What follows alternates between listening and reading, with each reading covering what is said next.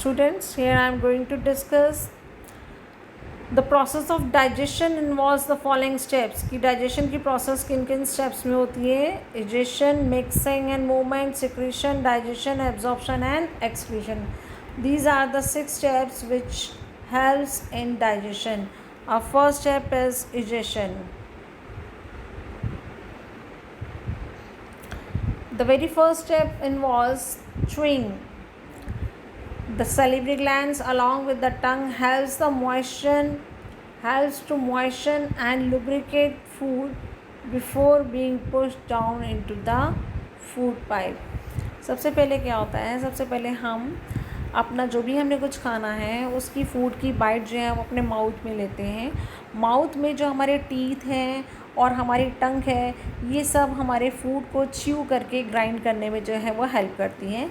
साथ में ही माउथ में जो है वो कुछ सेलिवरी ग्लैंड्स होती हैं जो कि हमारे फूड के साथ मिलकर उसको लुब्रिकेटिंग बना देती हैं, मॉइस्चर कर देती हैं और फिर उस फूड को फूड पाइप में पुश डाउन कर दिया जाता है. तो च्यू करके फूड को इसोफेगस में फॉरवर्ड करने की प्रोसेस क्या है वो इजेशन कहलाती है. नेक्स्ट आ जाता है बेटा second step, that is mixing and movement. It involves the process of lubricating and manipulating food by pushing it down the food through the food pipe and into the stomach. Mixing और movement. Mixing का काम किसका है? Mixing कहाँ होती है? Mixing होती है बच्चों हमारे माउथ में ही मिक्सिंग हो जाती है. उसके बाद फूड को जो सेलिवरी ग्लैंड्स के थ्रू, हमारे सलीवा के थ्रू जो है वो फूड जो लुब्रिकेट हो गया है, लुब्रिकेट का मतलब है थोड़ा चिकना हो गया है, ठीक है, उसको जो है वो फूड पाइप से जो है वो स्टमक में फॉरवर्ड कर दिया जाता है. यानी कि ओइसोफेगस से फूड के स्टमक तक पहुंचने की प्रोसेस को जो है वो मिक्सिंग एंड मूवमेंट थ्रू होता है. और इसमें जो हमारी फूड पाइप होती है बेटा जिसे हम ओइसोफेगस भी कहते हैं, इसमें पेरिस्टाल्टिक मूवमेंट होता है.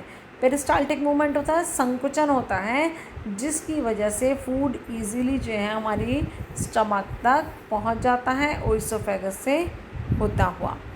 Our next topic is secretion. Next is secretion. The stomach, small intestine, liver and pancreas secrete enzymes and acids to aid the process of digestion. It functions by breaking down food particles into similar components. ध्यान दीजिएगा. अब stomach तक तो हमारा food पहुंच गया. अब क्या होता है? Stomach, small intestine, liver and pancreas secrete enzymes. हमारे स्टमक से, जैसे अभी हमने ऊपर डिस्कस किया था, देखा था कि स्टमक से जो है वो HCl सिक्रीट होता है, डाइजेस्टिव एंजाइम सिक्रीट होते हैं, लीवर से हमें बाइल जूस मिलता है, पेंक्रियास से हमें पेंक्रियाटिक जूस मिलता है.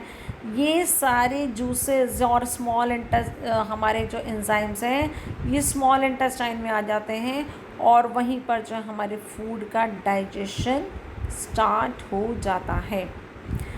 If functions by breaking down food particles into simple components. इसका फंक्शन क्या है? सिक्रीशन में क्या होता है, जो हमारी स्मॉल इंटेस्टाइन में है उसमें फूड के पार्टिकल्स का डिसोसिएशन हो जाता है, यानी कि ब्रेक डाउन हो जाता है. और meanwhile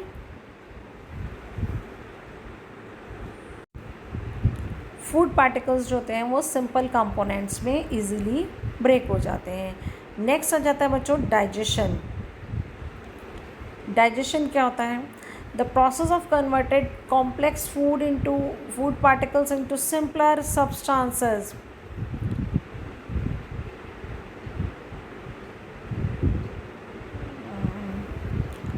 The process of converting complex food particles into simpler substances in the presence of enzyme and acids secreted by different digestive organs is called digestion. Complex food particles को simple food particles में convert करने की process with the help of enzymes और acids, this is known as digestion. Digestion की क्या होता है? जो हमारे पास कॉम्प्लेक्स फूड होता है उसको सिंपल में कन्वर्ट कर लो। कैसे कन्वर्ट कर लो? With the help of enzymes. इस प्रोसेस को ही हम क्या कह देते हैं? डाइजेशन कहते हैं। यानी कि डाइजेशन एक ऐसी प्रोसेस है जिसमें कि ह्यूमन